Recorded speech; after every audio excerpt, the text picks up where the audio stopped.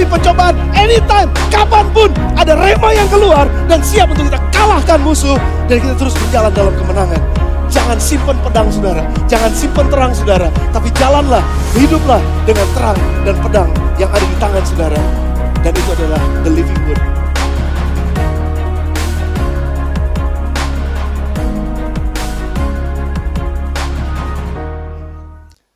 Mission statementnya kita bahwa kita akan mempertontonkan Yesus dengan cara yang dinamis dan kreatif. Firman Tuhan pada siang hari ini akan disampaikan dengan cara yang sedikit berbeda dan tentu saja kreatif. Dan juga dinamis yang gak selalu sama dengan minggu-minggu yang sebelumnya. Dan oleh sebab itu, saudara siap untuk firman Tuhan?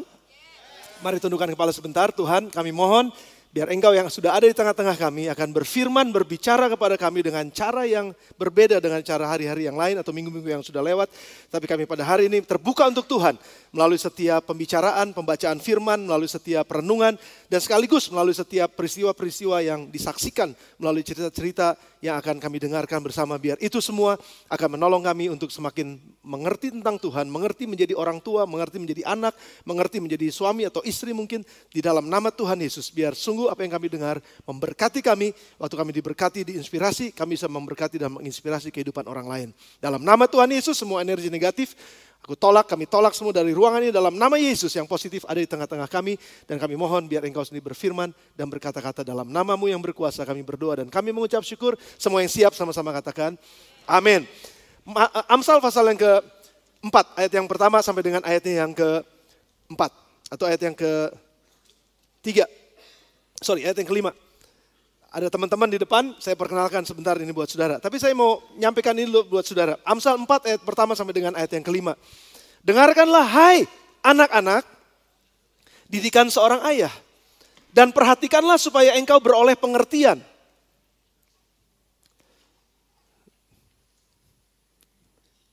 Oke, sebelum saya lanjutkan, saya mau kasih tahu dulu bahwa ini adalah bulan anak saudara. Bulan anak jadi minggu depan makanya adalah puncak bulan anak. Kita mau ibadah bersama-sama dengan anak-anak. Jadi be ready for that. Silakan, selamat datang buat teman-teman yang baru datang. Ada tempat-tempat kosong di depan. Silakan.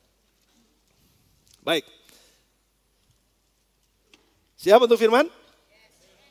Oke, kita ulangin. Amsal 4 ayat 1 sampai dengan 5. Ayat yang pertamanya dulu. Dengarkanlah hai anak-anak, didikan seorang ayah dan perhatikanlah supaya engkau beroleh pengertian. Ayat yang kedua, karena aku memberikan ilmu yang baik kepadamu, janganlah meninggalkan petunjukku. Ayat yang ketiga, karena ketika aku masih tinggal di rumah ayahku sebagai anak lemah dan sebagai anak tunggal bagi ibuku. 4, aku diajari ayahku, katanya kepadaku, biarlah hatimu memegang perkataanku, berpeganglah pada petunjuk-petunjukku, maka engkau akan hidup. Yang kelima, perolehlah hikmat, perolehlah pengertian, jangan lupa dan jangan menyimpang dari perkataan mulutku, kata hikmat. Nah saudaraku, saya mau mulai dengan kalimat ini. Home is a place where everything starts. Rumah adalah tempat di mana segala sesuatu itu dimulai. Yang baik dimulai di rumah, akan keluar dari rumah di masyarakat jadi baik. Semua yang keluar dari rumah yang tidak baik, masyarakatnya jadi tidak baik.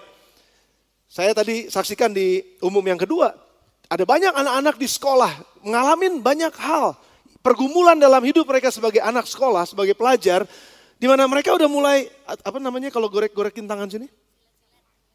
Ya pakai, ya sayat-sayat lah ya. Udah mulai nyayat-nyayat. Terus ada di antara mereka yang mulai mau bunuh diri. Ada di antara mereka yang depresi. Ada di antara mereka yang kalau datang ke kelas sekolah mereka itu teriak-teriak. Ada yang behavior ada di life kit atau di anak-anak, masa anak-anak mereka. Itu tiba-tiba masuk begitu agresif dan kalau ngelihat orang atau ngelihat temennya didorongin temennya. Jadi ini anak-anak bukannya sakit jiwa.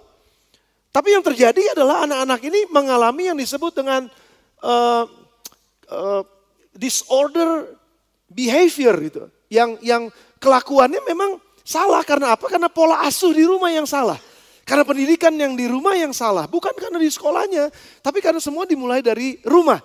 Jadi home is a place where everything starts. Nah sebelum saya ngobrol sama teman-teman saya yang di belakang ini, saya ingin ingatkan pada saudara ada 4 hal yang Amsal Soleman sampaikan dalam kitab Amsal ini katakan. Yang pertama adalah orang tua. Berapa yang di antara saudara adalah orang tua yang punya anak? Lambaikan tangan saudara sebentar aja, saya boleh lihat. Cukup banyak.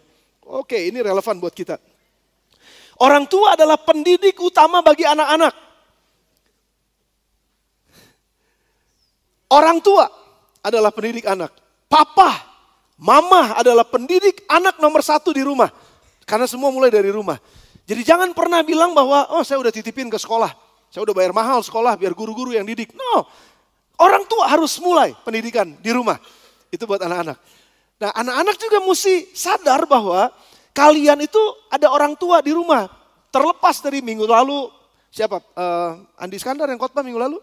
Ya Andi udah khotbahkan bahwa terlepas dari orang tua kalian baik atau nggak baik, kenal Tuhan atau nggak kenal Tuhan, hormati orang tuanya itu udah pasti. Tetapi di luar itu juga, kalian punya yang namanya orang tua rohani. Nah orang tua rohani ini juga bertanggung jawab untuk mendidik kalian dan kalian bertanggung jawab juga untuk mendengarkan didikan mereka. Karena tadi ayatnya sudah jelas, dengarkanlah, perhatikanlah sebagai anak.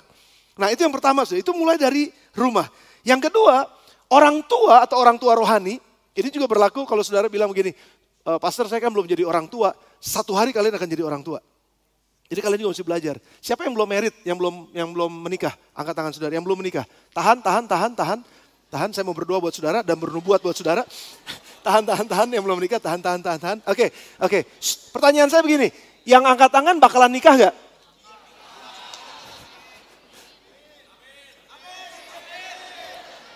Kencengnya bener, teriaknya kenceng banget. Oke, karena kalian bakalan menikah, kalian nanti akan punya anak. Dan kalian harus ngerti prinsip ini, berbahagialah kalian karena kalian dengar pesan hari ini. Hari ini, nggak nanti kalian nunggunya hari ini. Nah tapi kalau ada di antara saudara, bapak ibu yang udah punya cucu dan bilang gini, anak saya udah pada gede-gede, udah punya keluarga, nggak jadi masalah. Saudara pun dipanggil untuk jadi orang tua rohani. Dan orang tua rohani juga punya prinsip-prinsip yang sama dengan yang diajarkan oleh Amsal ini. Jadi orang tua harus belajar sehingga punya ilmu yang baik untuk bisa mengajarkannya kepada anak-anaknya. Sekalian yang orang tua rohani yang sini belum nikah tapi udah jadi orang tua rohani juga. Kalian juga harus belajar, punya ilmu yang banyak. Kalian punya pengetahuan yang cukup untuk membimbing anak-anak rohani kalian. Penting banget karena ini firman Tuhan yang katakan. Yang ketiga, pendidikan harus selalu dimulai dari rumah. Kenapa? Ayatnya yang ketiga bilang ini, karena ketika aku masih tinggal di rumah ayahku sebagai anak. Jadi pendidikan harus dimulai dari kecil di rumah. Sebagai anak yang lemah masih depend on the parents. Masih depend di atas orang tuanya. Sebagai anak tunggal bagi ibuku, disitulah saatnya anak-anak harus diajar. Disitulah saatnya anak-anak harus didoktrinasi. Harus diberikan pelajaran-pelajaran. Baik itu kerohanian kah, ilmu pengetahuan kah, tata krama kah, karakter kah, dan lain sebagainya. Itu perlu dimasukkan sejak dari anak-anak. Kalau udah gede, repot. Nah yang terakhir adalah anak-anak harus percaya sama orang tuanya, sehingga pengajaran dari orang tuanya itu masuk ke hati mereka. Itu yang pertama, ayat yang keempat. Dan yang kelima, dilanjutkan ke kepala mereka. Aku diajari ayahku katanya, ayat yang keempat. Aku diajari oleh ayahku sehingga itu masuk ke dalam hatiku. Biarlah hatiku memegang perkataanmu. Kira-kira gitu. Hatiku memegang perkataanmu. Perkataanmu ada di dalam hatiku. Sehingga aku tidak lupa ke kepala. Pengajaran-pengajaran aku hidup dalam kebenaran Tuhan. Nah oleh sebab itu pada siang hari ini sebagai pengantar saya sebentar. Saya mau ajak kalian semua, kita semua untuk mendengarkan ada beberapa cerita mungkin. Ada beberapa masukan, ada beberapa pengetahuan, ilmu yang bisa kita belajar melalui obrolan keluarga pada siang hari ini. Saudara siap? Yes? Siap apa siap banget? Oke. Tepuk tangan buat teman-teman yang ada di depan sini. Yang pertama, saya mau mengenalin dulu, dari sini. Saya mau kenalin yang dari sana dulu. Boleh diganti itunya? Yang dari sana itu ada Miss Iren. Miss Iren adalah kadep, salah satu kadep, kepala departemen bagian kurikulum di Sekolah Tunas Harapan. Okay. Tapi juga sebagai asisten gembala Life Kit bidang kurikulum juga. Jadi itu memang adalah keahliannya. Dan dia mewakili pendidik, dia mewakili guru, dia mewakili guru Life Kit. Lalu saya mau langsung ke sini. Nah, ini saya lompat-lompat aja biar nggak bosan. Yang itu udah punya suami dan anak. Yang ini masih jomblo. Dan available juga. Sis, Kak Francisca. Dan Francisca adalah seorang psikolog. Dan saat ini dia sedang prakteknya ada di pelayanan, ada di sekolah, di salah satu sekolah di Jakarta. Dan juga sebagai, kalau buat saya dia sebagai pendidik. Tapi dia juga sebagai pelayan Tuhan di tempat ini, sebagai penari, sebagai mentor buat para penari, sebagai mamah dari banyak penari, dan lain sebagainya. Boleh tepuk tangan juga buat Siska ya. Thank you buat Siska buat kehadirannya, dan dia akan mewakili sebagai psikolog ya dari sisi psikologi. Lalu ada orang tua di tengah-tengah kita walaupun belum tua. Ada Dani dan juga ada Uci atau Susi yang bisa dipanggil Uci. Dani juga sebagai singers, salah satu singers di kita. Lalu Uci salah satu penari dan juga sudah memiliki 2 orang anak. Sekalian lihat di atas, tentu anaknya lucu-lucu banget. Lucu, cantik kayak mamahnya, lucu kayak bapaknya. Ya, persis gitu. Nah, itu Regan sama si Reniel. Nah, mereka juga mewakili orang tua bicara dengan kita, ngobrol. Dan yang terakhir adalah Stella yang juga adalah salah satu anggota youth. Dan juga kita tahu bagaimana kehidupannya, kalian banyak kenal dia dan kita akan ngobrol sama-sama. Yang pertama saya mau tanya dulu sama bapak dan ibu, papa mamah nih. Menurut kalian apa yang tadi firman Tuhan kalian udah baca dan kita udah dengar sama-sama, penting gak sih memang untuk ngedidik anak di rumah gitu, dimulai dari rumah gitu. Kalian percaya dengan nilai itu dan bagaimana kalian memerankan orang tua di rumah gitu kepada kedua anak kalian. Bisa cerita gak pengalaman kalian tentang peran kalian sebagai orang tua, sebagai pendidik, sebagai guru juga di rumah, sebagai orang tua yang kerja juga sekaligus gitu. Kalian dua-duanya kerja. Boleh cerita gak? Silakan. Cek. Selamat siang semua. Ya, kalau untuk masalah untuk peran saya sebagai suami yang bekerja dan istri saya juga bekerja, karena kebetulan saya bekerja di Bogor, saya bekerja di Jakarta, istri bekerja di Bogor gitu kan. Kalau untuk perannya, kami berdua selain sama-sama mencari nafkah, kami juga sama-sama untuk mendidik anak di rumah gitu. Jadi enggak 100% saya serahkan ke istri saya untuk mendidik anak di rumah, karena istri saya juga bekerja. Ya, saya bisa kasih contoh sederhana, misalnya pada saat anak sedang ada ulangan atau ada PR lah. Ya, di saat saya kebetulan bisa pulang ke Bogor lebih cepat, kurang lebih jam 8. Ya, kebetulan anak ada PR. Jam 8 teh itu udah masuk ya? paling cepat. Wah, paling lama jam berapa dan? Oke, terus. Ya, saya juga ikut mengajarkan anak saya untuk PR atau ulangan gitu kan. Jadi, ya contoh sederhana yang lain, kalau saat saya juga ikut mengantarkan anak yang kecil untuk sekolah minggu gitu kan. Oke. Ya, jadi ya di situ kami karena sama-sama pelayanan kami bergantian juga. Ya, kalau saat isi pelayanan saya yang ikut anak yang umur 2 tahun untuk ikut serta mengantarkan, dan kalau saat saya pelayanan dan sebaliknya istri saya juga. Kalian gantian lah ya? Gantian. Ya, karena dua-dua kalian pelayanan di gereja ini. Kalian juga dua-duanya kerja. Terus selama kalian kerja, tuh anak-anak sama siapa di rumah? Sama mama saya, sama omahnya. Jadi memang seharian mereka dari pagi sampai kami pulang kerja sama omah. Jadi tapi bukan berarti dia kesehariannya siang sama omah, bukan didikan omah yang diterapin, tapi tetap kesepakatan kita bahwa didikan kita yang berlaku gitu. Gimana caranya kalian kerja anak-anak sama omah? Terus kalian tetap ngedidik mereka gitu? Iya. Sebelumnya kita ada kesepakatan sama Oma. Jadi apapun yang terjadi, Oma pasti komunikasikan dengan kita. Dan tetap keputusannya ada di kita berdua. Gitu. Ada contohnya gak kira-kira? Contohnya hal yang simpel sekali. Kebetulan anak saya tuh masih SD kelas 4. Memang saya ada aturan, Regan gak diperbolehkan sebelumnya makan instan. Oke, terima kasih. Oke. Iya, mungkin untuk Regan mie instan itu makanan yang enak sekali ya. Buat kita semua. Iya, buat kita semua. Iya. Dari aromanya aja udah gitu ya. Apalagi udah anak mantap. kos. Ya, pasti itu. Ya, terus. Ya.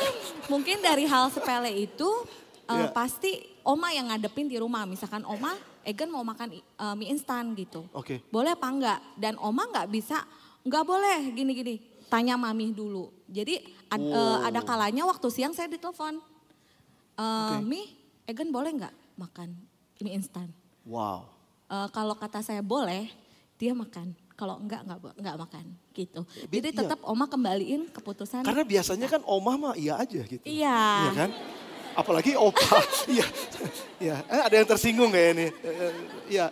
Iya biasa gitu, tapi kompak ya, oma sama kalian tuh bisa kompak ya? Puji bisa. Tuhan kompak dan selama ini berjalan dengan lancar sih Pastor. Berarti ada pengertian lah, jadi oma juga nggak berani sembarangan untuk mengizinkan sesuatu gitu ya. Dan pasti itu, ada komunikasinya dengan kita. Tapi kalian merasakan bahwa itu sangat penting ya, kalian ambil bagian untuk mendidik anak kan? Penting. Bukan Pastor. oma, bukan juga pembantu atau siapapun gitu ya.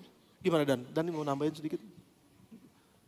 Ya intinya meskipun ada oma yang menjaga mendidik anak kita di rumah, tapi tetap pembuat keputusan ada di kami berdua gitu. Very good. Nilainya dari kalian. Ya, nilainya dari kalian. Wow, that's amazing. Kalau dari pihak guru nih, saya mau nanya sama Miss Iren. Seberapa besar sih kontribusi papa sama mama tuh terhadap pendidikan anak di sekolah gitu ya? Dan apa sih harapan dari pihak sekolah terhadap papa mama itu untuk perkembangan anaknya dalam hal pendidikan? Kira-kira Iren bisa?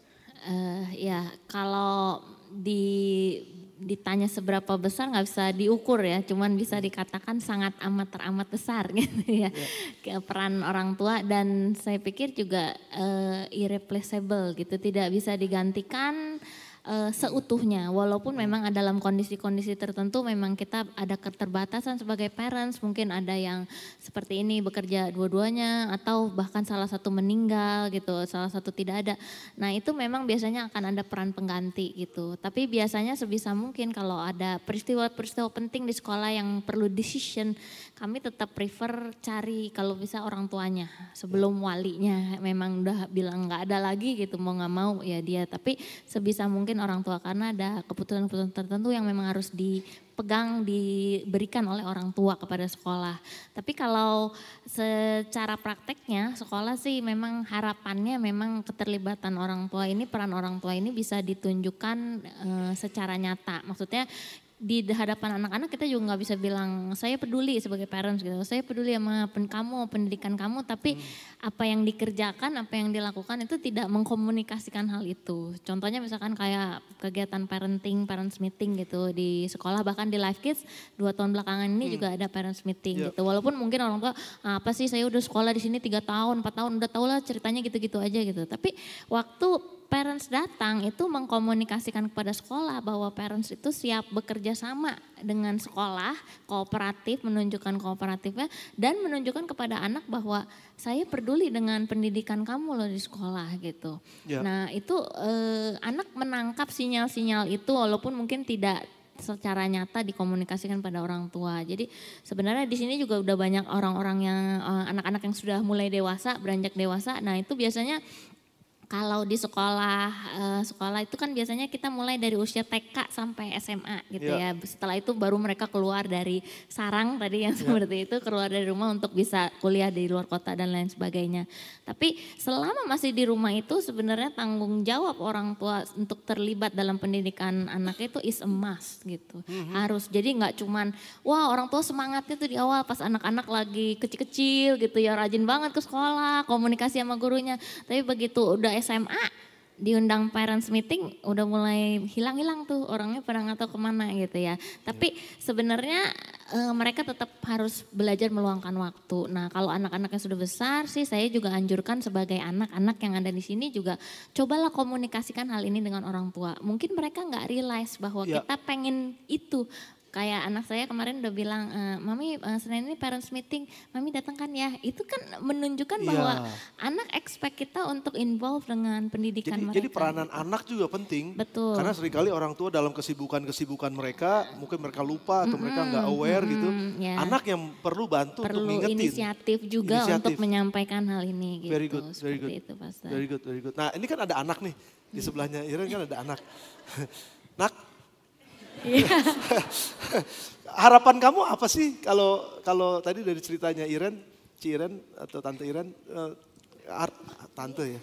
Harapannya apa sih sebagai seorang anak itu dalam perannya papa mama di rumah gitu. Yang kamu harapin tuh apa sih mewakili suara anak-anak yang sedemikian banyak ini supaya orang tua juga bisa dengar gitu.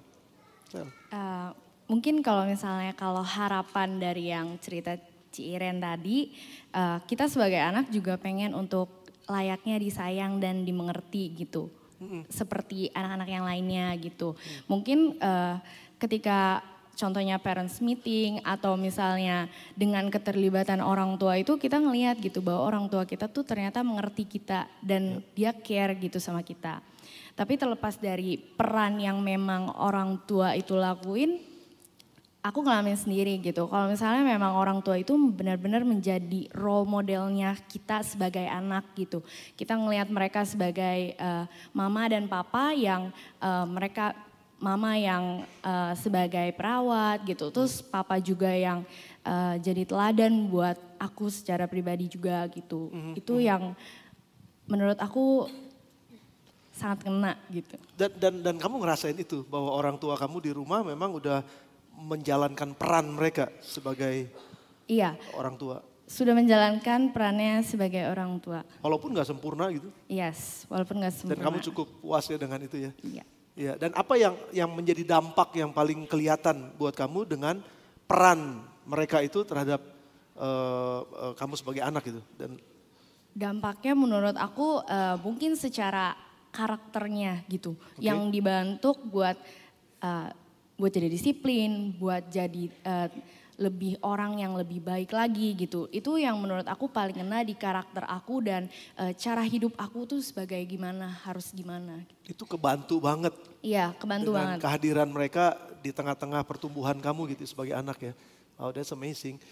Kalau dari sisi psikologi sebagai psikolog maksudnya. Gimana sih kamu ngelihat ini peran papa mama tuh sebagai orang tua di rumah dan juga apa sih yang akan menjadi dampak dalam kehidupan anak-anak, manfaatnya apa, gimana? Satu hal yang pasti adalah peran ayah dan ibu di rumah itu harus seimbang.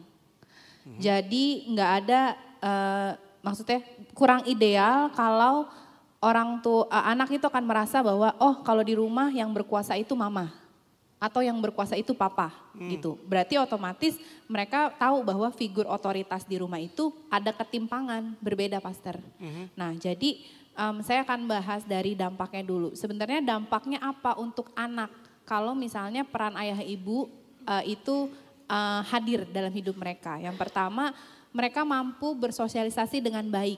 Baik itu dengan lingkungan sekitar di rumah, di sekolah maupun dalam keluarga.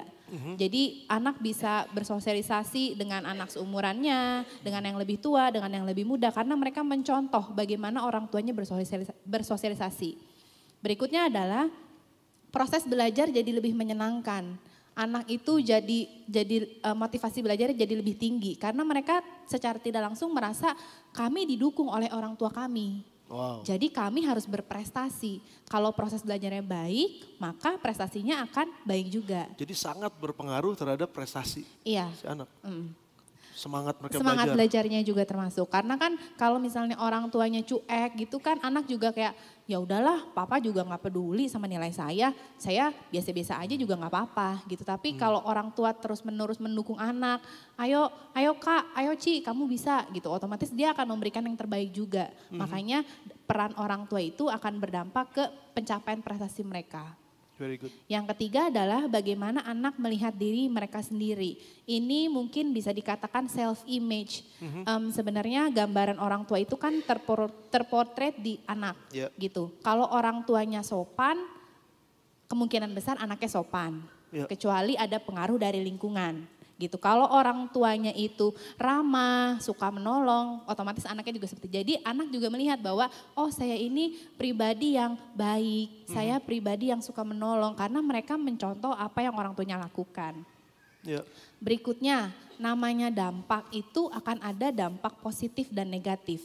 Kalau orang tuanya kurang hadir dalam kehidupan anak, bukan tidak mungkin anak itu akan memunculkan perilaku agresif dan juga kenakalan lainnya. Contohnya bolos kuliah, terus udah gitu nggak ngumpulin tugas atau nggak ngumpulin PR. Tapi ini kayaknya ada yang lagi senggol-senggolan. Mungkin ya Pak.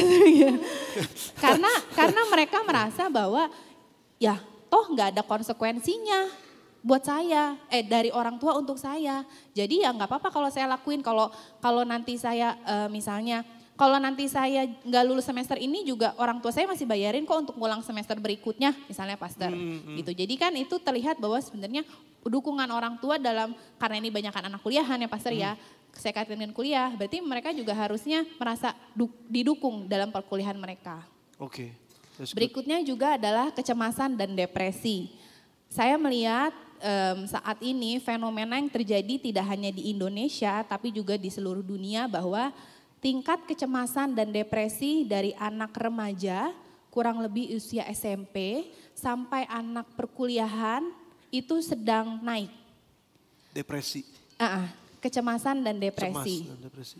Dan ini akan mengarah nanti bisa ke self harm. Kalau tadi Pastor bilang menyayat tangan, itu juga adalah salah satu bentuk self harm gitu. Dan biasanya anak-anak itu sudah lebih cerdik, Pastor.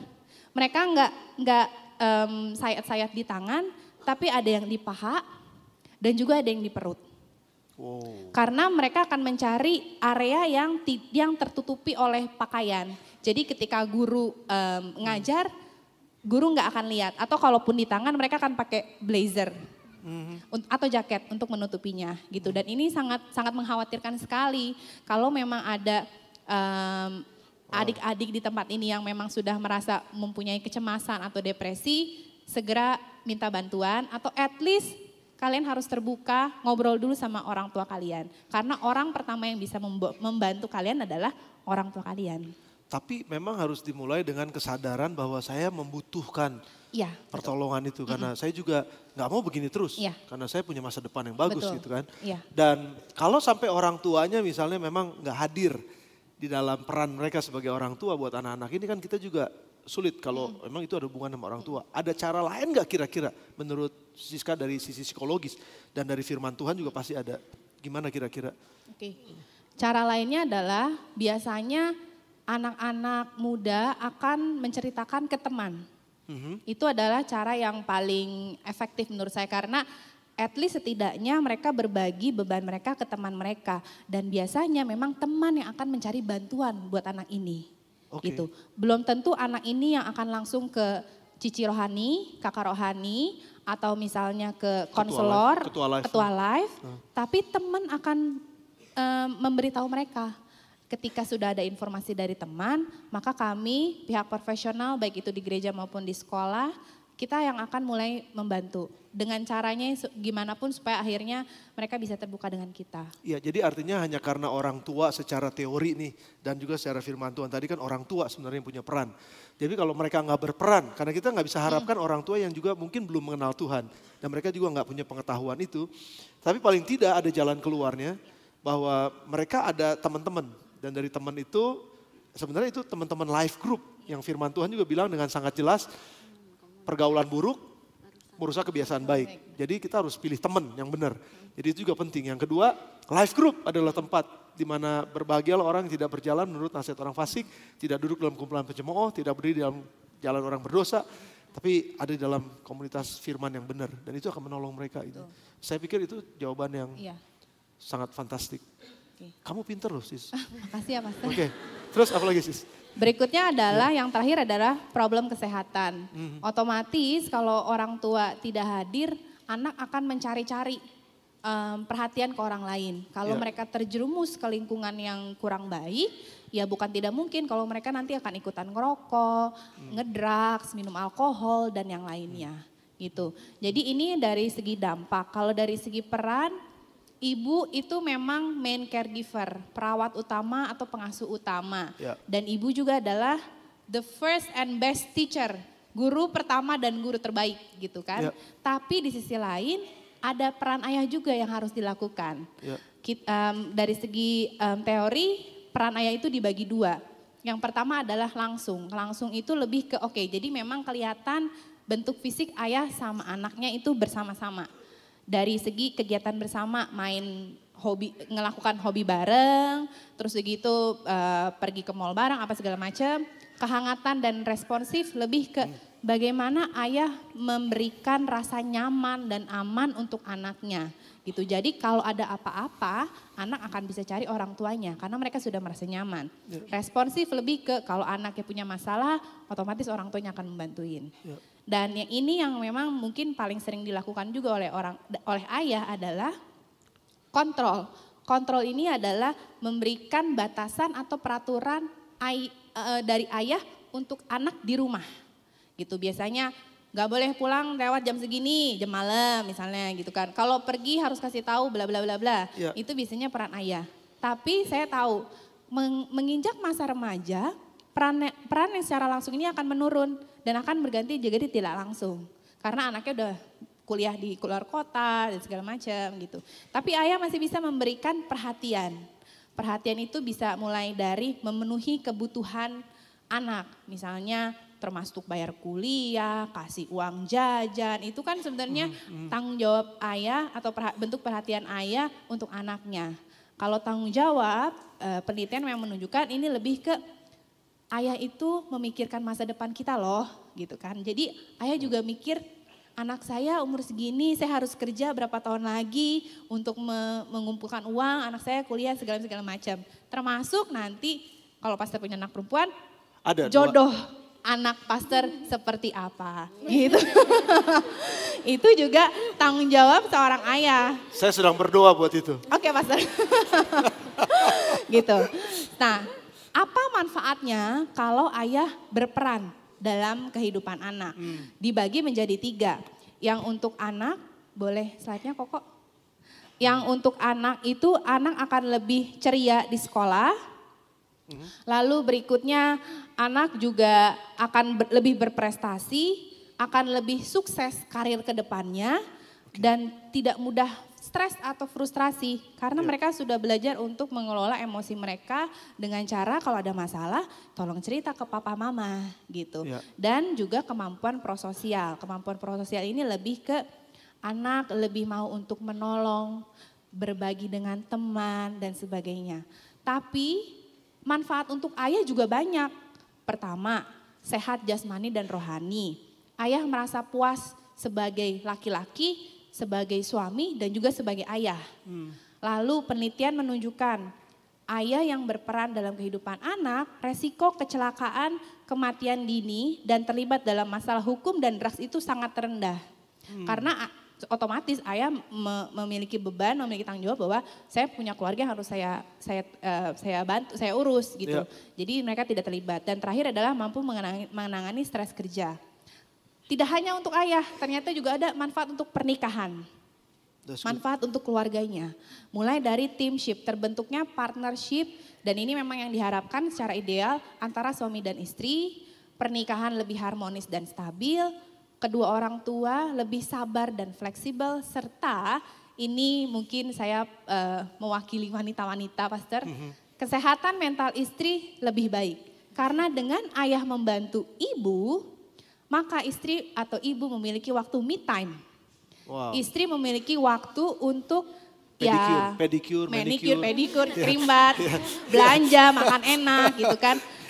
Karena tidak dipungkiri, saya juga menangani beberapa kasus di mana kalau ayah tidak membantu, ibu terlalu stres dan terlalu overwhelmed dengan semua kegiatan yang harus dilakukan untuk anak, energi negatif dari ibu akan tersalurkan ke anak.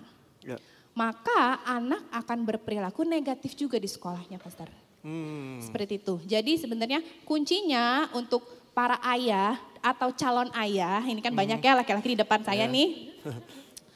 Kalau kita mau, ayah, para laki-laki, selama kalian mau, kalian merasa mampu dan ada wadah untuk latihan atau kesempatan untuk latihan dalam arti ibu atau istri juga harus memberikan kesempatan. Ayo ini ganti popok gini ya caranya. Ini nyuapin anak gini. Kadang kan ada istri yang kayak, udah dari kamu mah ribet deh, gak usah deh gitu kan ya Pastor. Jadi istri juga harus memberikan wadah untuk ayah latihan gitu. Dan yang terakhir adalah tentunya ada dukungan dari istri atau dari keluarga lainnya supaya ayah bisa terlibat gitu Pastor. Oke. Gimana Ci sama Dani? Dari penjelasan ini ada pengalaman-pengalaman kan yang kalian alamin juga memang that's true, it's real gitu. Kamu pedicure bebas gak? Wah suami saya nggak pernah gitu. Jadi ntar curhat jadi. Suami saya sih dia memang dari awal membantu sekali ya, Wah, Pastor ya. Tuhan. Yang namanya dari anak bayi sampai dengan usia sekarang kelas 4 SD dan punya anak kedua. Sangat membantu dan dia yang namanya gua kan laki-laki, gua nggak mau ngerjain kerjaan kayak gitu, enggak seperti itu. Jadi dia mau cuci botol anaknya, mau mandiin anaknya. Jadi untuk di sini kita sama-sama ideal. sama-sama Kalian tuh ideal banget ya kelihatannya. Oke, good. Terus. Sama-sama membantu. Ya. Dan untuk me time itu justru memang saya ada banget karena dengan saya pergi, nah suami kan biasanya kalau yang nggak bisa apa-apa merasa kerepotan ditinggalin. Nanti untuk yang nyuapinin anak siapa, yang mandiin gimana gitu kan. Dengan suami saya yang membantu dari awal, kita kerja sama-sama dari awal. Jadi saya tuh kalau misalkan memang ada teman yang ngajakin jalan untuk me time, ya bisa banget. Karena memang walaupun ditinggal, walaupun ditinggal, suami saya sudah bisa ngehandle semuanya gitu. Jadi memang berkat kerjasama dari kami berdua, jadi nggak ada masalah gitu. Kalau ada yang sedang membutuhkan dan bisa ya Dan ya. Oke, by the way, kita ini jam ngantuk. Saya perlu kopi. Kalian mau ngopi gak? Serius mau ngopi. Serius mau gak? Saya mau. Ya kayaknya saya cappuccino atau mau. Ada bisa tolongin saya gak ya? Siapa? Rick, mau dong Rick. Kalau enggak, itu aja espresso. Satu espresso satu. Kamu mau apa? Cappuccino? Enggak. Teh kopi? Teh susu? Enggak mau? Cuma satu cappuccino. Itu enggak cappuccino, espresso. Baik, thank you. Pakai air putih ya Rick? Pertanyaan berikutnya nih, ini mungkin buat Uci ya, buat Uci sama buat Dani nih. Keterlibatan kalian kan membangun hubungan, bukan cuma mendidik, tapi juga membangun hubungan. Supaya tadi firman Tuhan bilang katanya anak-anak itu bisa percaya sama kalian waktu kalian ngajar. Masuk ke hati mereka, masuk ke pikiran mereka gitu. Gimana sih cara kalian ngebangun hubungan dengan anak, sehingga anak tuh bisa percaya kalau kalian ngomong A, memang benar gitu, saya tahu papa saya udah lakukan kok, mama saya udah lakukan gitu. Atau kalian juga mempercayai anak-anak gitu. Kalau dikasih uangnya bakalan balik, atau kalau dikasih waktu buat mainnya juga mereka benar-benar main, terus ntar udah. Gimana cara kalian ngebangun hubungan sehingga anak bisa percaya sama kalian gitu? Sebenarnya kalau untuk percaya itu sebenarnya modalnya adalah kedekatan antara orang tua sama anak. Yeah. Kedekatan, komunikasi, sebenarnya itu akan ada kepercayaan. Seperti kan itu. Kalian kan kerja dua-duanya gitu. Gimana caranya? Sedangkan butuh waktu untuk bisa dipercaya dan berkomunikasi kan. Gimana kalian atur waktu kan? Biasanya pasti karena kami bekerja, waktunya itu dimanfaatkan setelah kami pulang bekerja.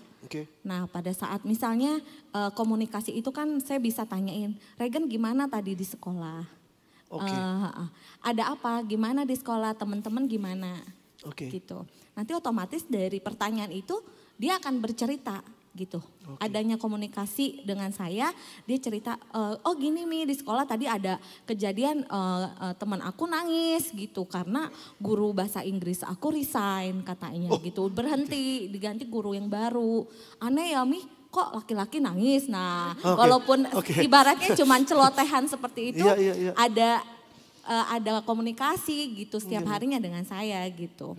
Gimana besok mau bekal apa? Jadi memang saya manfaatin banget waktu yang setelah pulang kerja itu paling cuma beberapa jam ya dari waktu sampai dengan dia tidur. Saya memanfaatkan waktu itu banget gitu. Saya periksa juga tadi di sekolah belajar apa Gen gitu. Ada ulangan apa gitu. Jadi benar-benar saya pantau juga. Walaupun capek, kalian waktunya juga sangat terbatas gitu, tapi dengan sengaja kalian memang buat itu jadi terbuka komunikasi sama dari sejak kecil ya, gitu ya. Mungkin ada lagi yang lain, mungkin Dani atau? Untuk contoh lainnya ya, maksudnya selain berkomunikasi, ya saya juga terkadang melakukan karena kami kerja, sorry saya revisi, ya waktu terbanyak mungkin di Sabtu dan Minggu. Itu benar-benar family Sabtu, time banget Minggu. gitu kan. Iya. Ya di situ saya bisa ajak Regan, Gan yuk kita cuci mobil bareng gitu kan. Wow. Ya, anaknya sih senang kebetulan kan. Iya, iya. Air Ya, ya. sambil, meskipun sebagian dia sambil main Iya, air juga iya. gitu kan. Iya, iya, iya. Oh, that's good. Terus ya contoh lainnya mungkin sekarang saya ajak main game bareng. Papa juga suka soalnya ya. Iya betul Pastor. Sekalian jadi ya. Ya sekalian ya selain ya di situ juga bisa sambil berkomunikasi juga sih Pastor. Ya untuk contoh lain dengan kadang-kadang ya sebelum tidur saya peluk dia gitu kan. Ya. Saya dan istri peluk dia bilang ya kalau kami berdua sayang dia gitu kan. Ya. Ya saya mau bercerita dikit untuk masalah sentuhan gitu kan, berarti kita Ya. anggap sebagai sentuhan ya. Tuhan. Waktu dulu mungkin saya juga baru praktekkan ini mungkin 2 minggu terakhir. Dulu sebelumnya kalau saya antar Regan kemana naik motor, kok tangannya dia ke belakang gitu tuh. Ke Apanya? belakang, Apanya? tangannya ke belakang. Oh, tangannya ke belakang ya. Udah kayak naik ojek aja kali gitu Iya, kan. iya. Oke, iya. Terus ya Ojek baru online. 2 minggu terakhir saya juga kok kayaknya ada yang aneh nih gitu kan.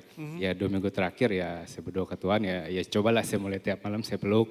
Tiap pagi saya peluk bilang saya sayang sama dia gitu Iya. kan. Kalau ada salah saya minta maaf gitu kan. Iya. Terus kemudian juga kalau dia lagi capek jalan-jalan ngeluh gitu kan. Mungkin ngikutin maminya kali ya, sering dipijitin gitu kan. Oke.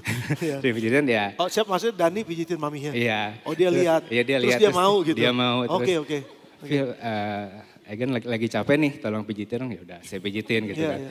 Dan kemarin saat kan kemarin saya ada live dengan teman-teman singers, Iya. dia saya ajak mau, Iya. tiba-tiba dari yang tangannya biasanya ke belakang kayak tukang ojek gitu. tiba-tiba dia langsung nyender aja gitu Pastor gitu kan. Menurut saya sih itu sebuah progres yang luar biasa sih gitu. Wow. Meskipun kelihatannya Yes. masalah yang sepele cuman peluk anak Oh, iya. atau pijit-pijit, tapi menurut saya dampaknya sih cukup luar biasa sih Pastor. Wow, puji Tuhan. Kalau dilihat dari postur sih pijitannya enak ya ini. Oke, Stel, saya ke anak nih, sekarang ke anak. Gimana kalau kamu pernah ada pengalaman atau mungkin kamu juga ngerasain bahwa papa mama memang bangun hubungan sama kamu dan itu matters buat kamu, itu penting banget buat kamu gitu. Gimana ada cerita atau mungkin kamu bisa sampaikan dengan kesibukan kamu kuliah sekarang? Terus juga sibuk maintain IG kamu, maintain segala macam gitu kan, waktunya kan banyak tuh di situ. Gimana waktu sama orang tua gitu dan gimana sih kamu menyiasatinya? Kalau misalnya hubungan di antara orang tua dengan anak, menurut aku penting banget gitu. Namanya hubungan itu. Ops, Thank you. Luar biasa. espresso lu gila bener. Thank you. Makasih Tante. Thank you Cici. Ya, terima kasih. Oke, ya thank you. Thank you. Tepuk tangan dong. Ini pelayanan hospitality yang ada di GSJ Bethlehem di lantai 3. Tapi memang khusus buat semua pengerja. Jadi kalau saudara belum jadi pengerja, sorry saudara belum bisa ke sana. Makanya daftar jadi pengerja. Oke, terus silakan. Terus kalau misalnya keterlibatannya itu memang komunikasi itu yang memang paling penting gitu di antara hubungan. Contohnya yang paling simple gitu, walaupun aku kuliah jauh di Jakarta, mama khususnya dia tuh tetap masih namanya kontrolnya dengan cara dia komunikasiin aku udah di kampus belum, udah makan belum gitu kan. Itu hal-hal yang maksudnya itu komunikasi yang mungkin aku mikirnya kayak aduh apaan sih gitu kan. Tapi itu tuh sebenarnya membangun hubungan yang baik dengan aku dan mama gitu. Dan untuk memaintain kayak gimana keseharian aku dan dengan sibuk kuliah itu pastinya dengan cara pertama menanamkan diri kita buat punya nilai family is priority. Right. Itu semua, aku mendorong gitu, semua anak tuh harus punya mikir family is priority.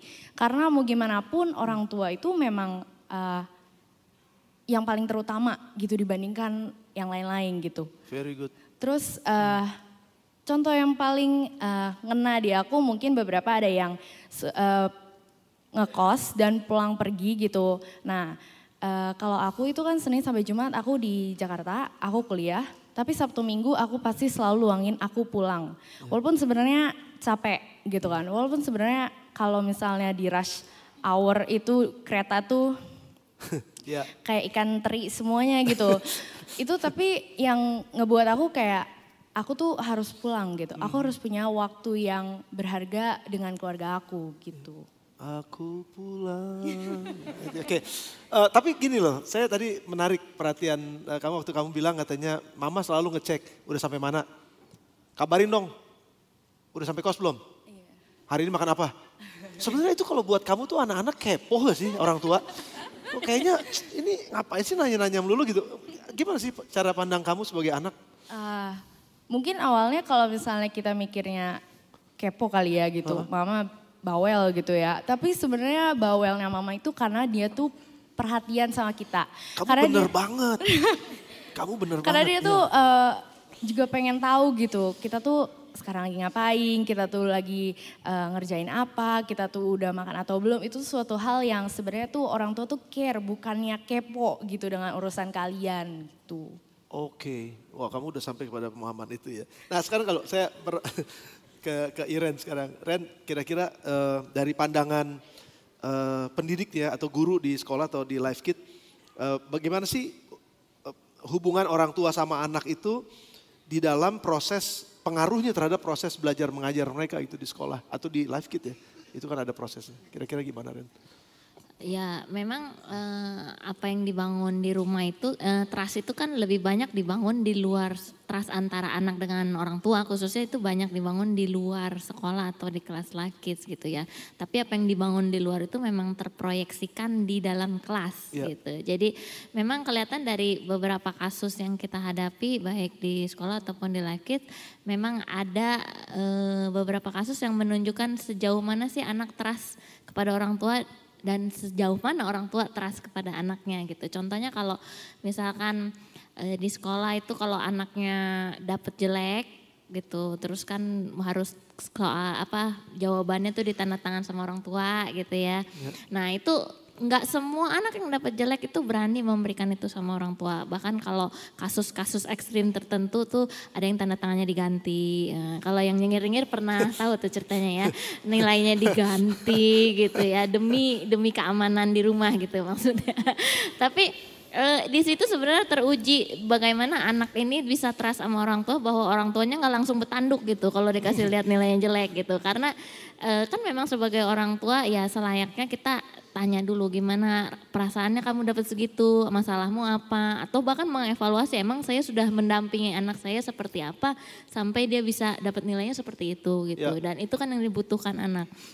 Nah ada kasus lagi yang lain itu di kemarin beberapa waktu yang lalu pas MPLS orientasi sekolah saya tanya kepada anak-anak yang baru itu sejauh mana kalian mempercayai orang tua dalam bermedsos ria gitu. Jadi dalam memegang gawai, gadget gitu. Sejauh mana kalian mau share password kalian kepada orang tua. Wah, ini pertanyaan yang susah dijawab ini ya. Tapi ada beberapa anak-anak yang langsung yakin, iya gak apa-apa, aku gak ada yang disembunyikan kok, kita masih kasih aja. Oke, itu berarti memang level of trust-nya mungkin sudah luar biasa gitu ya. Karena dia cerita memang orang tuanya bisa lihat dia punya, dia juga bisa sebaliknya lihat yang punya orang tuanya gitu. Tapi ada juga yang lain langsung bilang, enggak dong itu mah private gini. Kan kita aja sekarang punya akun aja kan rata-rata lebih dari satu katanya gitu ya. Satu akun yang buat keluarga, baru pada tahu ini berarti. Akun yang normal buat keluarga dan relatif sama satu lagi akun yang tidak di follow dan tidak connect, tidak friend dengan orang tua gitu. Sehingga di situ kita seperti bisa mau ngapain aja nggak ada masalah gitu. Nah tapi di sini memang benar diuji maksudnya level kepercayaan anak ke orang tua. Nah saya tanya juga kenapa kamu nggak mau share? Nah, ada juga memang yang bilang ini soalnya mama saya pernah waktu itu kita share dia kepohnya berlebihan gitu, stalkingnya kelewatan, bahkan komennya bikin aib nih gitu kan, saya dilihat teman-teman wallnya gitu. Nah, jadi akhirnya dia kapok gitu sharing. Jadi memang building trust itu harus both ways ya, maksudnya harus dua arah. Kalau di Life Kids kemarin kita sempet camp di camp Madya, jadi anak kelas 4, 5, 6 tuh yang udah preteen itu mereka diajak camp gitu, dan di situ juga Civera sempat nanya siapa anak-anak yang sudah bisa nyiapin apa-apanya sendiri, bajunya nih, tas bawahnya sendiri gitu. Ada yang bilang saya, ada beberapa doang. Terus siapa yang bilang, siapa yang udah ditemenin mamahnya untuk nyiapin ini? Ada yang beberapa juga yang bilang saya ditemenin tapi saya masukin sendiri ke tasnya. Tapi ada ditanyain siapa yang disiapin sama mamanya? Banyak, masih banyak yang ternyata disiapin jadi tinggal tenteng, tinggal bawa gitu. Jadi nggak tahu apa isinya, mereka harus pakai aja gitu di camp gitu ya. Tapi itu pas ditanyain menarik ya, kenapa sih kamu nggak mau coba beresin? Ada yang bilangnya, ya itu sih abis si mama ribet kalau aku yang beresin katanya berantakan, nggak beres-beres gitu. Terus lah tetap aja yang ketinggalan nanti gitu ya. Jadi memang anak-anak juga memang harus belajar untuk bisa jadi anak yang bisa dipercaya. Jadi harus latihan untuk bisa jadi anak yang bisa dipercaya, tapi orang tua juga harus latihan untuk bisa mempercaya anak sesuai situasi dan usia mereka, mungkin seperti Tapi ini itu. kalau secara psikologis nih, tadi menarik banget yang Iren sampein. Saya terbuka loh handphone saya buat anak-anak, buat istri apalagi. Jadi istri saya sangat bisa melihat apapun yang ada di handphone saya. Karena memang nothing to hide itu buat saya. Dan itu kami bangun di keluarga kami. Tapi kan di masa remaja ini kan sangat fragile buat anak-anak remaja itu memberikan, walaupun mereka percaya sama orang tua, walaupun mereka tahu orang tuanya sayang sama mereka, tapi mereka nggak mau diketahui privacy mereka gitu. Apakah memang ini ada secara psikologi memang ada masa-masa bahwa mereka nggak mau gitu. Kalau saya dibuka loh, anak-anak saya pun bisa buka handphone saya. Bahkan saya kasih pinnya dan mereka bisa buka sendiri, mereka bisa explore apa aja yang ada di handphone saya bisa mereka lihat. Tapi apakah setiap orang tua bisa dapetin akses gitu kepada anak-anak? Karena orang tua juga bukannya berarti mau kepo, mau tahu cerita anak atau apa anak gitu, tapi kan paling enggak bisa ngejagain mereka gitu. Dan anak-anak nggak ngerti itu. Kira-kira kalau dari psikologi gimana sih melihatnya? Dan juga sekali bangun hubungan, kepercayaan. Kalau yang kaitannya dengan password ya, Pastor ya misalnya gitu. Otomatis untuk anak-anak remaja atau boleh dikatakan dewasa awal ya Pastor ya, jadi umur 12 sampai 20 lah gitu. Itu memang mereka ada di masa-masa yang mereka ingin diaku bahwa mereka sudah besar. Oke. Gitu. Jadi akan lebih baik aku yang ngatur semuanya sendiri, Mah, termasuk urusan handphone. Jadi papa mama percaya aja, aku gak bakal buka yang aneh-aneh kok di YouTube, misalnya gitu ya Pastor gitu. Nah biasanya karena itu, karena alasan bahwa saya juga mau dianggap sudah dewasa, saya sudah mau dianggap besar. Mengerti yang benar dan yang salah. Mengerti yang benar dan yang salah, meskipun sebenarnya akan lebih baik kalau sama-sama terbuka dalam arti untuk anak-anak usia remaja, mereka tidak akan mempan kalau dikasih peraturan. Mereka nggak akan bisa langsung, pokoknya kamu harus A, B, C, D, E. Mereka akan bertanya, kenapa saya harus A, B, C, D, E? Mereka mungkin akan berontak, tapi akan lebih baik kalau yang dilakukan adalah membuat kesepakatan. Membuat agreement antara anak dan orang tua. Jadi satu sisi orang tua masih bisa menggait, mengarahkan sesuai dengan jalurnya. Di sisi lain anak juga bisa memberikan opini dan otomatis mereka akan merasa didengar. Jadi ketemulah win-win solutionnya Pastor. Gitu. Jadi nggak bisa pakai sistem kamu harus gini? Iya perintah, nggak bisa sistem perintah gitu, tapi lebih ke kesepakatan. Nah kaitannya dengan trust, trust akan tercipta kalau memang ada hubungan. Hubungan itu harus dibangun hubungan itu harus dibangun dua pihak, dua arah. Gak bisa hanya orang tua yang pengen dekat sama anaknya dan akhirnya nanti berusaha terus untuk deketin anaknya tapi anaknya gak mau. Begitu pula dengan sisi lainnya, anaknya terus yang pengen deketin tapi orang tuanya gak mau atau terlalu sibuk. Gitu. Jadi saya ibaratkan setiap anak itu punya tangki cintanya masing-masing. Atau mungkin bahasa Inggrisnya itu love language. Jadi tangki cinta ini yang harus dicek setiap harinya atau dalam jangka kurun waktu tertentu oleh orang tua. Kalau anaknya bermasalah di sekolah atau bermasalah dengan teman dan yang lainnya, jangan-jangan tangki cintanya lagi kosong atau mungkin hanya setengah full, setengah isi. Gitu. Tapi ini tangki cinta kan bukan tangki dari cinta dari orang lain. Bukan kan? Mas. Ini lain lagi. Ini ya. Di dalam dia. Di gitu. dalam dia. Oke. Gitu. Jadi ada 5 jenis tangki cinta. Yang pertama adalah sentuhan fisik. Bagaimana ayah, ibu itu memberikan pelukan, memberikan ciuman untuk anaknya gitu. Yang kedua adalah kata-kata penyemangat atau kata-kata positif dari orang tua untuk anak.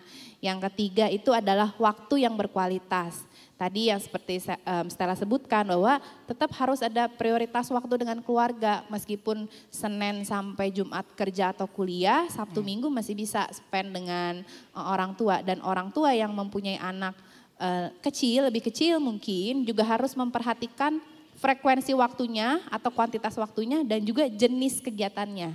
Karena anak juga mungkin akan bosen kalau cuman diajakin main game. Tapi bisa dengan kegiatan lainnya gitu. Berikutnya adalah bentuk pelayanan. Ini bisa seperti ngantar jemput les atau sekolah atau misalnya bantuin bikin PR segala macam lainnya. Dan yang terakhir adalah hadiah.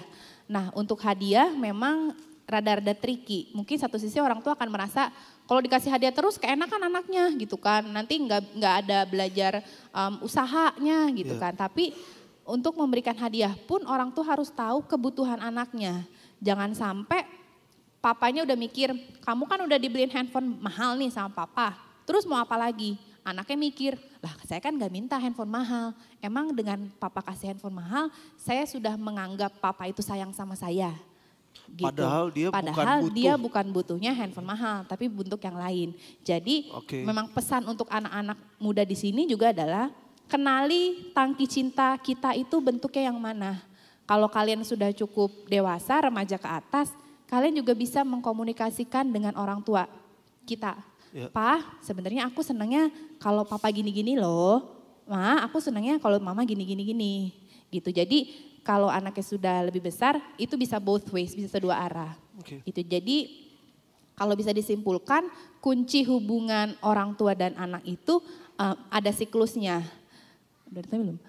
Jadi yang pertama itu adalah orang tua harus peka dengan kemauan, keinginan, tapi juga kekhawatiran anak.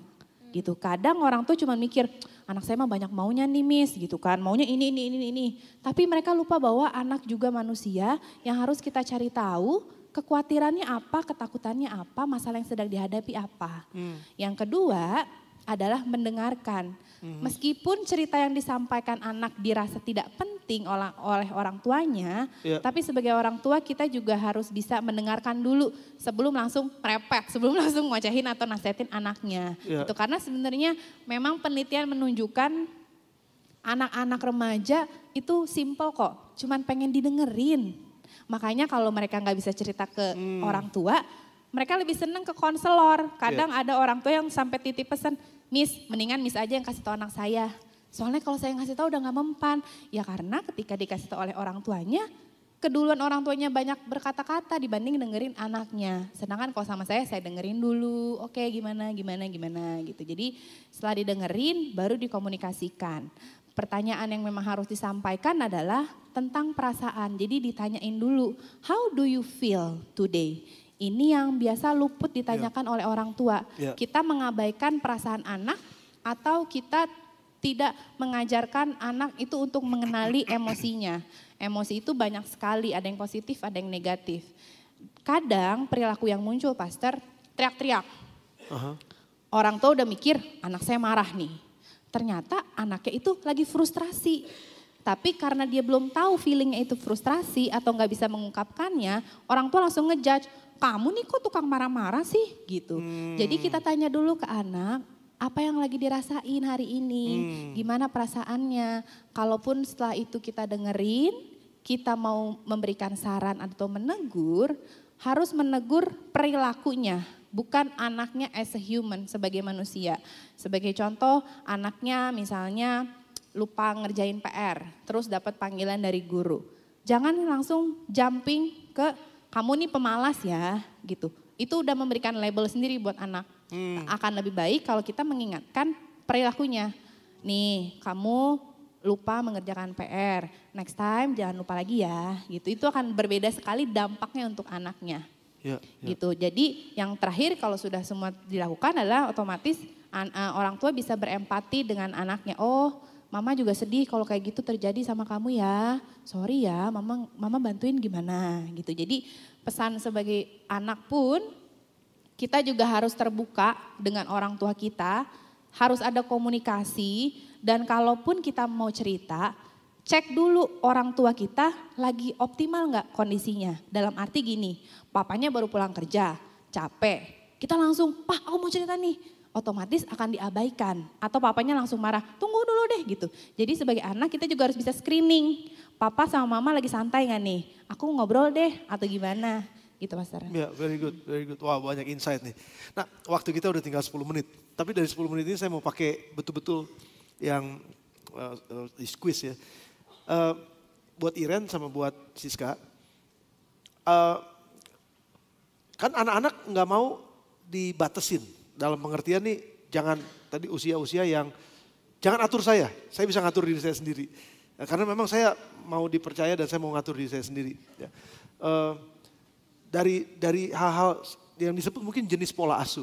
Bahwa ada orang tua memang yang kamu mesti begini, kamu mesti begitu. Kalau nggak ikut, wah hukuman. Tapi ada juga orang tua yang ya terserah kamu deh. Nah cuman kan saya ngelihatnya ini butuh keseimbangan dalam hal pola asuh gitu. Kalau enggak, kalau yang cuma sekedar dibiarin terserah, mau apa aja terserah. Lo mau makan terserah, mau mandi terserah, nggak mandi terserah. Jadi akhirnya nih anak jadi nggak ada batasan gitu. Tapi ada juga yang mesti jam segini mandi, mesti jam segini makan, wah itu juga anak jadi gitu. Dan Iren ngelihatnya kayak gimana kalau jenis kayak begini dan Siska mungkin, silakan. Kalau dari yang di sekolah itu memang itu apa ya namanya situasionalnya memang berbeda. Tiap anak dalam keluarga aja berbeda, apalagi tiap anak dari keluarga yang berbeda gitu ya. Pasti ya kita sih berharap memang orang tua khususnya dan guru-guru juga bisa lebih bijak untuk bisa menerapkan pola didikan yang seperti apa untuk anak ini dengan tepat gitu. Cuman sama kita sebagai pendidik di sekolah atau di life kids dan sebagai orang tua pun masih belajar gitu. Jadi kita memang belajar istilahnya melakukan pendekatan eklektik, pendekatan yang terbaik dari situasi yang ada seperti ini gitu. Jadi memang nggak bisa terlalu otoritas terus, tapi nggak bisa permisif terus. Akan ada kombinasi di antaranya dan biasanya dilihatnya dari usia. Ya khususnya usia, jadi kalau memang karakter anak kan beda-beda, tapi secara general tuh dari usia. Jadi kalau memang anaknya masih kecil, kalau kami ngajar yang TK, yang anak-anak usia dini itu akan diberi pilihannya sedikit gitu. Arahannya, instruksinya lebih jelas, lebih banyak, lebih konkret gitu. Tapi kalau untuk anak-anak yang lebih besar, mereka akan berharap untuk diberi ruang lebih untuk bisa memilih, untuk bisa decide for themselves gitu tentang hal-hal yang mereka rasa ini penting buat mereka untuk bisa mereka putuskan sendiri gitu. Jadi mungkin perbedaannya mungkin kalau dari sekolah ya memang kan range-nya usia gitu. Tapi kalau dari keluarga saya pikir setiap keluarga akan punya caranya sendiri untuk menghadapi anak-anaknya gitu. Iya. Pola asuhnya ya. Kalau dari sisi psikologi jenis pola asuh apa sih yang perlu kita belajar? Jadi ada 4 jenis pola asuh, mungkin bisa ditampilkan di atas. Yang pertama itu adalah otoritarian. Jadi pokoknya papa mama bilang apa kamu ikutin. Pokoknya gitu kan. Jadi memang ini orang tua yang mungkin terkenal strict atau misalnya jadi nggak bisa fleksibel, nggak bisa negosiasi dengan anaknya. Yang kedua adalah otoritatif. Jadi lebih ke yuk kita bicarain, kita diskusikan. Jadi akan ada komunikasi yang lebih terbuka, orang tua juga lebih fleksibel, tetap mendisiplinkan anak tapi dengan arahan. Dan anak juga masih diberikan suara karena sifatnya demokrasi gitu. Permisif lebih ke kamu bosnya deh, terserah kamu di rumah gimana. Pokoknya papa mama ikutin aja gitu. Jadi nggak ada aturan, mungkin kurang aturan, mungkin orang tuanya tipikal yang juga nggak mau berantem sama anaknya, atau biasanya ibu-ibu yang sangat lemah lembut, terlalu sabar gitu. Itu juga mungkin jadinya nanti kalah sama anaknya. Yang terakhir adalah uninvolved, jadi orang tuanya udah cuek, papa mama nggak terlibat. Mungkin kesannya jadi ditelantarkan anaknya, Pastor. Cuci tangan. Cuci tangan, jadi terserah kamu. Bener-bener udah nggak ada ikatan lah, udah nggak ada bondingnya gitu. Nah, penerapan 4 jenis pola asuh ini sebenarnya bisa dikombin. Tergantung kebutuhannya apa. Jadi misalnya nilai-nilai apa yang mau ditanamkan, terus udah gitu usia anaknya berapa, dan juga kenali karakter anaknya. Karena beda anak, beda karakter, beda gayanya gitu. Jadi kalau Bapak Ibu yang punya anak lebih dari satu mungkin merasakan ya, anaknya ini mah anteng nih, anaknya ini kurang terlalu aktif misalnya gitu. Nah itu bisa dikombin juga. Jadi nggak plek-ketiplek cuman satu. Plek-ketiplek nih bahasa apa? Iya, plek-plekan. Cuman satu jenis pola asuh yang bisa diajarkan gitu. Jadi sebenarnya kuncinya adalah 4 Kak. Yang pertama adalah harus ada kerjasama antara ayah dan ibu. Ya. Nilai apa yang mau ditanamkan, didiskusikan dulu. Jangan sampai papanya ngajarin A, mamanya ngajarin B. Anaknya bingung, saya harus ngikutin siapa. Ya. Yang kedua adalah tentu keterlibatan antara ayah dan ibu terhadap anaknya. Ya. Yang ketiga, ini yang mungkin saya rasa paling penting juga konsistensi. Nilainya sudah baik yang mau disampaikan, tapi mungkin kadang caranya yang kurang tepat. Yep. Jadi sebagai orang tua memang kita juga harus kreatif ya menyampaikan ajaran-ajaran untuk anaknya. Atau misalnya di awal sudah konsisten, tengah-tengah mundur gitu. Jadi nanti anaknya juga pembentukan perilaku anak itu kurang firm, kurang jadi gitu. Yang terakhir otomatis adanya komunikasi baik antara suami istri dan juga dengan anaknya. Gitu Pastor. Dua pertanyaan terakhir. Kalau dari Stella, dari anak, kira-kira apa sih yang kamu harapin dari pola asuh orang tua kamu? Entah kamu dari kecil sampai sekarang nih, apakah orang tua yang otoriter, atau yang otoritatif ya tadi, atau yang permisif, terserah, terserah, ya boleh silakan aja gitu. Atau yang tadi yang terakhir apa? Uninvolved. Saya nggak mau tahu, tanggung sendiri. Mana yang kamu lebih mau gitu? Kalau di umur aku sekarang, aku lebih maunya yang otoritatif.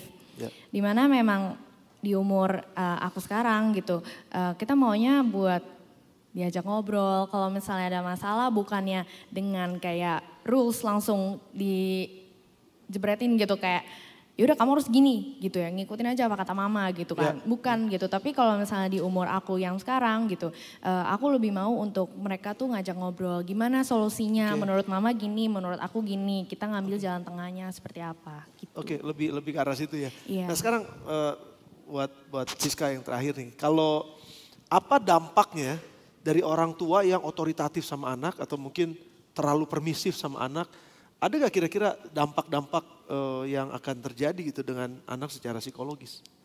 Ada Pastor. Ya. Kalau untuk yang otoritarian, karena orang tuanya itu terlalu strict, jadi anak tidak diberikan suara atau maksudnya anak tidak diberikan opini, mungkin akan kelihatan anaknya itu jadi pembohong.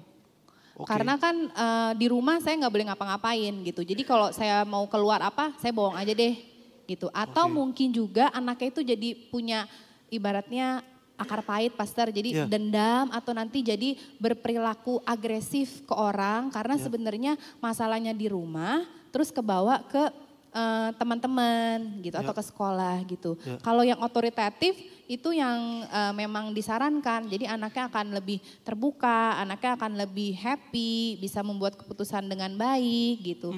Kalau permisif dan uninvolved, biasanya anak-anak memiliki rasa kepercayaan diri yang rendah, lalu bisa bermasalah di akademis, mereka juga mungkin terlihat murung atau sedih gitu karena secara alam bawah sadar hati mereka sebenarnya kan kosong karena orang tuanya kurang memperhatikan gitu. Jadi akan timbul masalah-masalah akademis, perilaku, emosional, sosial emosional dan lain-lainnya Pastor. Oke, jadi memang selalu ada dampaknya dari bagaimana pola asuh orang tua sama anak. Wow, sudah diberkati? Wow, luar biasa. Sebentar, sebelum kita tepuk tangan. Ada gak harapan atau ekspektasi dari pihak guru atau pendidik atau mungkin dari psikolog gitu untuk gimana sih, ini bukan kata-kata terakhir, tapi bukan pesan terakhir juga. Kira-kira ada pesan apa yang bisa disampaikan kepada orang tua yang mendengar hari ini, entah di YouTube atau di channel program kita atau apapun itu. Atau mungkin buat anak-anak youth atau anak-anak muda. Gimana sih supaya saya bisa hidup sesuai dengan firman Tuhan hari ini. Saya akan jadi orang tua yang lebih baik atau saya menjadi anak yang lebih baik. Supaya saya bisa bertumbuh dengan cara Tuhan gitu. Mungkin dari siapa? Iren dulu? Oke, kalau dari sudut pandang pendidik sebenarnya ada dua hal. Yang pertama adalah kita belum menjadi pendidik yang sempurna juga, baik pendidik di sekolah maupun pendidik sebagai orang tua. Jadi you have to build the trust kepada anak-anak. Kita harus bangun trust anak-anak kita kepada kita. Jadi itu harus di-earn gitu, harus dilakukan usaha-usaha dengan sengaja untuk earn their trust gitu. Karena kan kita sebagai pendidik mungkin di sekolah merasa punya hak untuk mendidik anak-anak di kelas. Sedangkan hak itu harus sebenarnya bukannya kita miliki juga, tapi sebenarnya harus diberikan anak-anak kepada kita. Karena kita mau ngajar selihai apapun di kelas, tapi kalau mereka tidak memberikan hak kepada kita untuk mengajar mereka nggak akan terima pengajaran kita. Begitu juga dengan orang tua gitu. Mereka bukan cuman karena anak ini lahir dari kita berhak jadi orang tua mereka semata-mata karena mereka lahir. Tapi mereka akan lihat sejauh mana kita bisa dipercaya sebagai orang tua untuk bisa benar-benar membapai dan mengibui mereka gitu. Dan kalau yang kedua itu mungkin kalau sebaliknya yang tadi itu juga anak-anak. Kalau kita posisinya sebagai anak-anak, kita juga harus belajar bisa jadi orang yang dipercaya oleh orang tua kita. Jadi kalau orang tua kasih waktu untuk kita main gadget gitu mungkin, ya tepati dealingnya yang sudah dibuat tadi. Kan kita udah buat kesepakatan, kita harus tepati dealingnya supaya kita juga belajar sebagai anak jadi orang yang bisa dipercaya, itu sederhananya. Nah kalau yang kedua itu saya pikir sebagai pendidik, sebagai orang tua, kita harus belajar jadi mitra yang baik.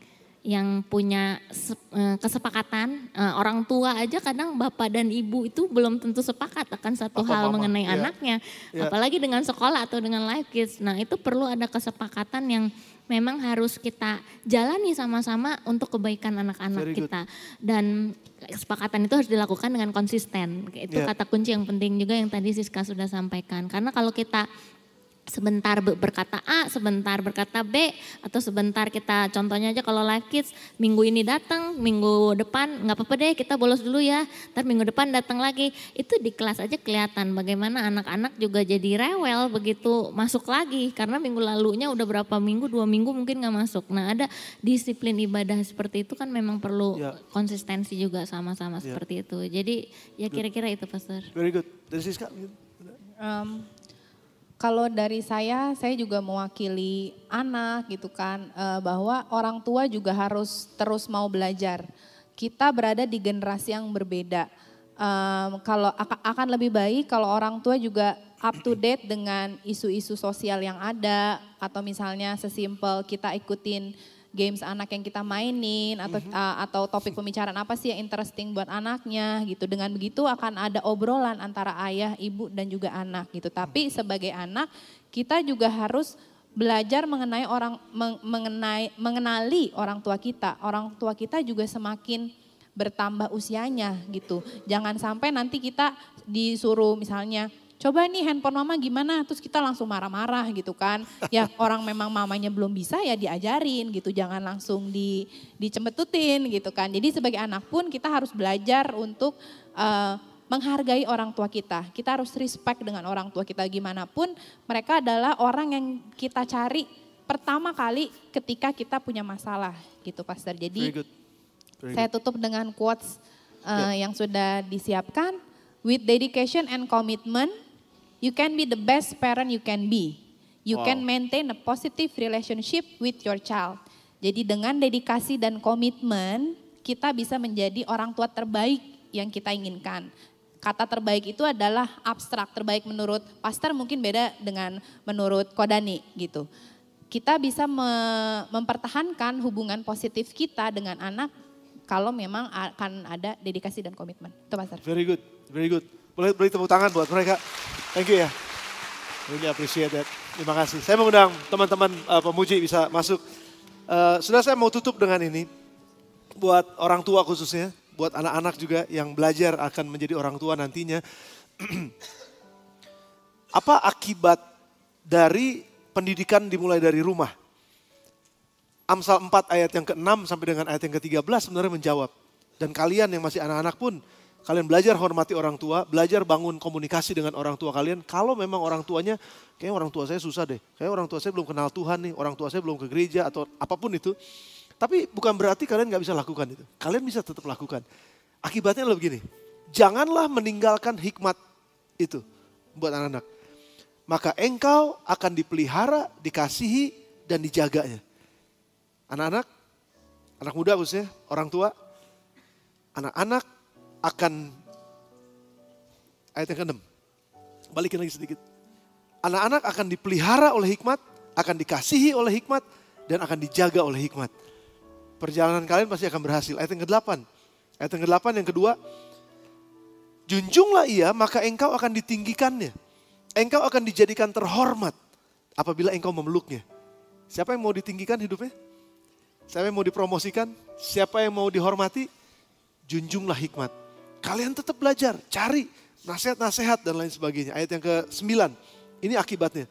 Ia akan mengenakan karangan bunga yang indah di kepalamu. Engkau akan jadi orang yang terhormat, engkau akan jadi pemenang, engkau akan menjadi orang yang punya mahkota. Engkau punya kedudukan yang baik. Engkau akan menjadi pemimpin yang luar biasa. Ayat yang ke-10. Ini akibatnya kalau engkau dengar didikan dan engkau belajar. Anakku, dengarkanlah dan terimalah perkataanku supaya tahun hidupmu menjadi banyak. Engkau panjang umur. Siapa yang mau panjang umur katakan yes. Dengar didikan orang tua. Jalannya terbuka dan lurus. Ayat 11 dan 12. Aku mengajarkan jalan hikmat padamu. Aku memimpin engkau di jalan yang lurus. Jalanmu gak akan kemana-mana. Akan lurus. Yang kedua, bila engkau berjalan langkahmu tidak akan terhambat. Apapun yang engkau lakukan gak akan menghambat. Gak akan ada hambatan-hambatan yang berarti kamu bisa lewatin itu. Engkau akan berlari dan tidak akan tersandung. Dan saya akan tutup dengan satu quote yang saya pernah katakan ini bertahun-tahun yang lalu. Ada banyak orang tua sibuk mempersiapkan kebutuhan untuk masa depan anak mereka. Tapi lupa mempersiapkan anak itu sendiri untuk hidup di masa depan mereka.